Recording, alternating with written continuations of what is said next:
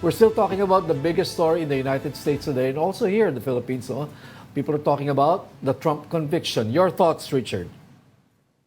Well, I mean, first of all, I've been trying to listen to different, even legal standpoint on this, and it looks like the jury is still out in a sense that there are many people who are even doubt whether he'll even serve, in a detention center. It's very possible that the judge, based on some of his initial statements, acknowledging that we're dealing with the ex-president who could be the future president, we could look at a situation of house arrest, things that we saw in the Philippines, right? When people as powerful as presidents or ex-presidents are facing justice, sometimes incarceration is not necessarily what the judge handles. So by, I think, July, we're going to know just 5 days before Trump's official nomination as the Republican Party's nominee for the presidency. We'll know exactly what the judge is going to hand down, but I think the jury's still out. A lot of legal analysts cannot agree on whether we're going to go in incarceration or not. Because statistically speaking, I think based on some studies, they look at 10,000 cases in Manhattan throughout the past 10 years. Vast majority of cases similar to Trump ended up in some sort of detention, probably around a year or lower, but it's very, very likely that he will not serve any term in jail, not to mention there's the appeal option, right, which could kick this can down the road. Where I think this will be very important is that it completely changes the narrative. Because now the narrative is not, who has the better vision for the country. The narrative is whether you trust in America's justice system and whether you're okay with a convicted criminal serving as your president or not. So for a very long time, all sorts of allegations have been thrown at Donald Trump. There's always an qualifier, caveat, allege this, allege that. Now, he is a convicted criminal, right, for a felony, at least in this case. And there are other cases that we have to look at. So even if he appeals it and kicks the can down the road, the question is, will the Biden administration's campaign be aggressive and effective enough to convince some of the Republicans and convince some of the independents not to vote for Trump in these elections, in spite of their dissatisfaction in Biden. As you know, guys, I've been back and forth to the United States over the past month or so, from South Carolina to San Francisco, red states, purple states, Georgia, blue states. I talk to people, whether it's Uber drivers, it's professors, it's retirees.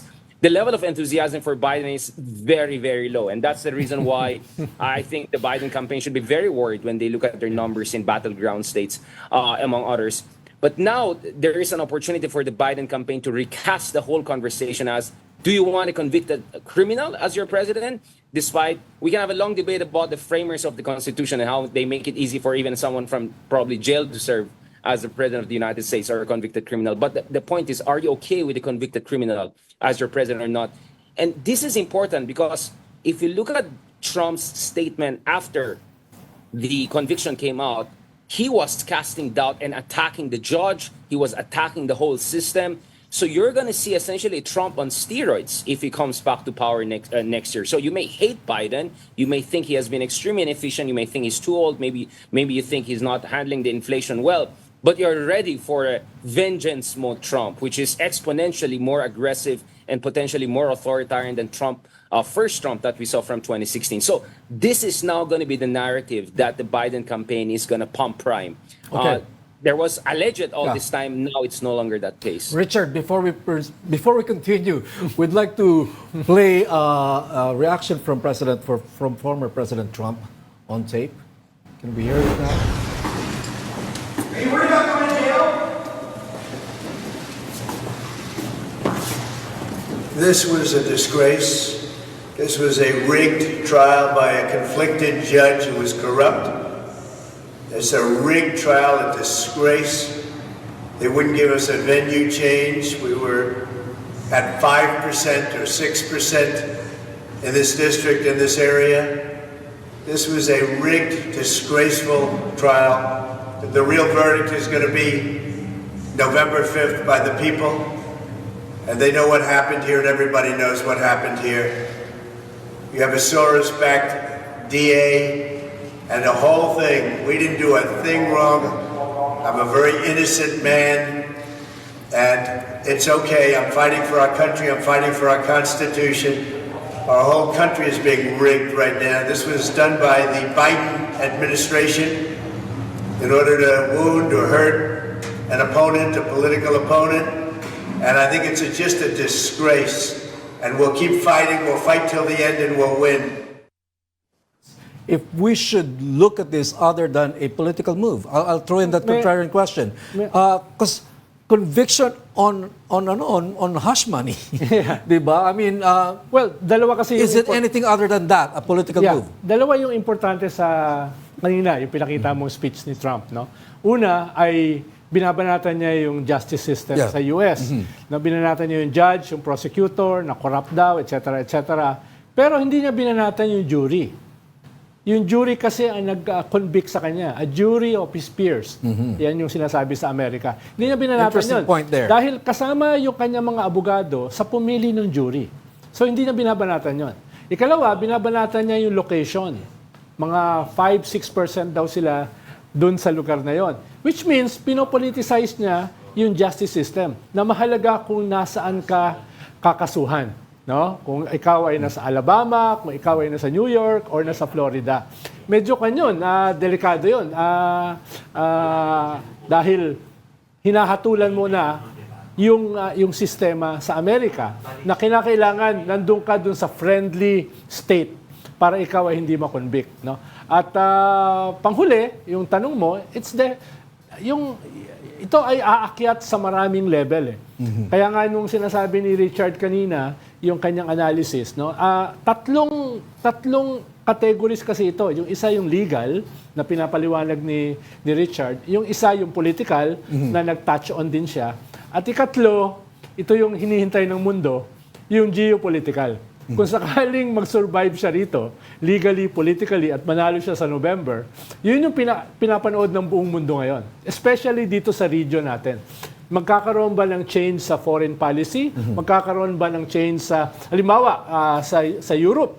Sinasabi ni Trump dati, nung presidente siya, iiwan namin ng NATO kung hindi sila mag-i-scale up sa defense spending. Okay, but is it unfair for Trump to see this conviction as political?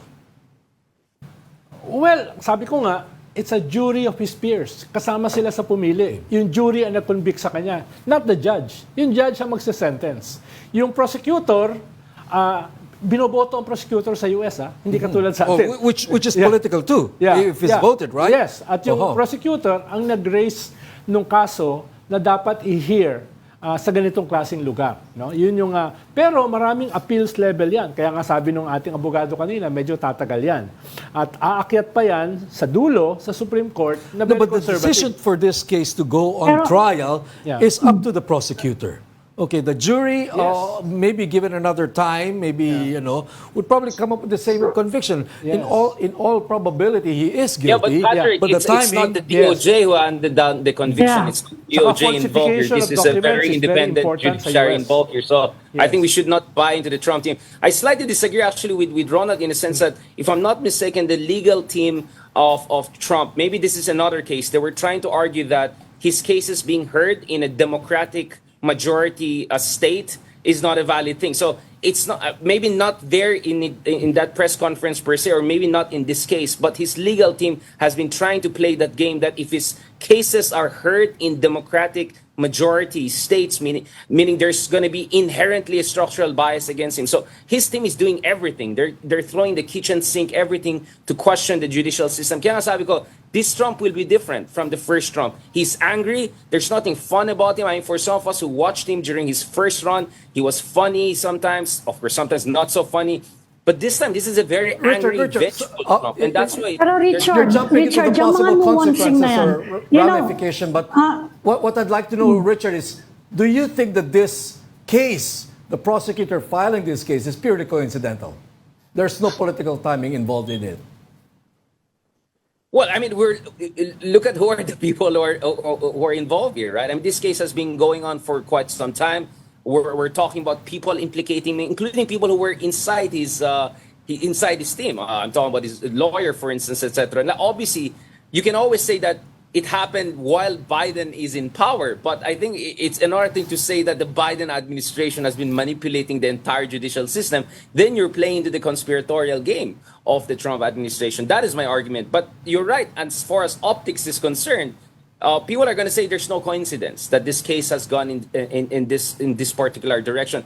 Kaya nga sabi ko, it's also possible that the judge, taking into consideration the whole politics here, may not give him even a detention or kind of incarcerative punishment here and go for something softer in that regard. So let's see also what happens in the coming months. As far as the Supreme Court is concerned, I think things are in Trump's favor, and maybe it's possible that Trump may not even face a hearing at all, and the case could be dismissed against him as far as the insurrection case is concerned. So the whole American judicial system right now is also on the ballot, right? Yeah. Well, you mentioned Pero ako, conspiracy. Richard, isa lang ang tanong ko, Richard, eh.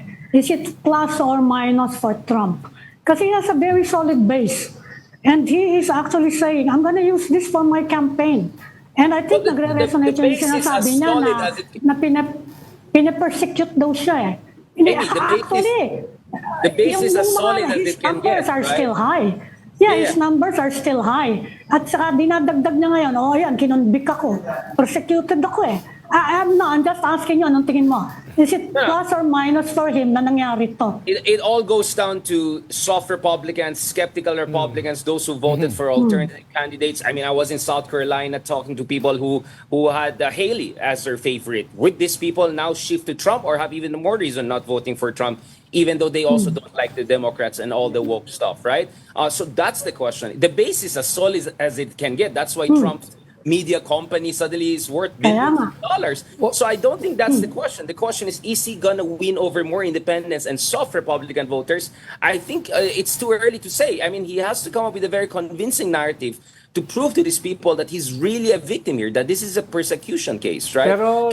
It's very important to see how the Biden administration also approaches this in terms of showing, hey, we're not involved here. This is not a DOJ conspiracy. Well, it's not so much a conspiracy, Richard, but I think we can't ignore the context in which this conviction is happening. As it is, you don't need a conspiracy. America is very polarized at this point. You don't need a Biden administration guy talking to a judge to try to draw hidden lines here and there. But the fact is that American society is very divided now, and there you have it. Patrick, the hush money case was during Trump administration himself, right? I mean, we've been hearing about this since what, 2016? Exactly. It's not like they started 2020 when Biden became the president, right? The insurrection case, well, everyone saw what happened here. Again, it would be ridiculous to keep I'm Biden. not arguing but I see for where conspiracy. they're coming from. There's enough there to make a conspiracy theory. I'm not arguing for conspiracy. I'm arguing trying to point out the context in which this conviction has happened, that every American, at least every American, has a strong position when it comes to Trump. And, you do this conviction at this point in time, or pursue this case at this point in time, it's bound to be, how can it not be political? Pero, Patrick, yung political on the part of an individual, not necessarily political on the part of an administration. Yung hard Trump at saka yung hard Democrats, hindi mo na mababago yun. Right. Kaya ang target dito ay yung binabanggit ni Richard na soft. Meron pa ba, Ronald, na soft at this point? Sa Amerika meron. No? At kailangan kasi ipaliwanag ito sa context na hindi bago itong kaso. Maraming kaso even before Trump became president, while he was president, at after siya naging president. Marami sa mga kaso na yan ay na-delay or na naitapon sa korte dahil nga magagaling yung mga abogado niya. I'm not trying to make a connection between the conviction and the administration. Kasi parang hindi naman Pilipinas siya na alam mo na predictable yan. Kung sino nakaupo, you can draw hidden lines to pero a court makikita decision. natin yung political context sa context ng iba pang mga kaso niya. Na nangyari, na hindi natuloy, ito yung nag-prosper. At hindi Ronald, yun na nga hindi ba ang dami-daming kaso, Ronald? Hindi maliit na bagay yung falsification of documents. Yeah, we know that. Lalo na yung nagtestigo ay dati niyang abogado. No, yun yung... Pero Ronald, nga yun na nga sinasabi ko, despite all those cases, matagal na lang running tong mga cases na to eh. Ang dami-dami na but look at his numbers. Yeah. Overstate niya si Biden. Ang tagal-tagal na neto nagpe-percolate tong issue na to. Yes, pero iba also kasi look at the fact that Trump is not doing very well. Felon ka eh. Iba yung convicted felon ka. Iba yung kinakasuhan ka. Iba yung convicted felon ka. Mismo para Ronald, sa don't part forget, ng Republicans. No? Ronald, if you look at the primaries, the participation rate was not very high for Trump. It's true that he defeated the other side, but a significant amount of Republicans were staying it out compared to the previous years. No, so there's also a number of Republicans also are having enthusiasm problem with him. That's why you have the rise of Kennedy Jr. and third-party candidates. So one thing we didn't talk about at all is how could third-party candidates take advantage of this? Because Kennedy can easily come in here and say, okay, Biden, okay, fine. You know what's the deal? Now this other guy, he's a convicted criminal. I am your alternative. I am the true alternative. So one thing that could happen here is that you may strengthen the third-party candidates and create some significant spoiler RFK effect. is running as a Democrat, Richard.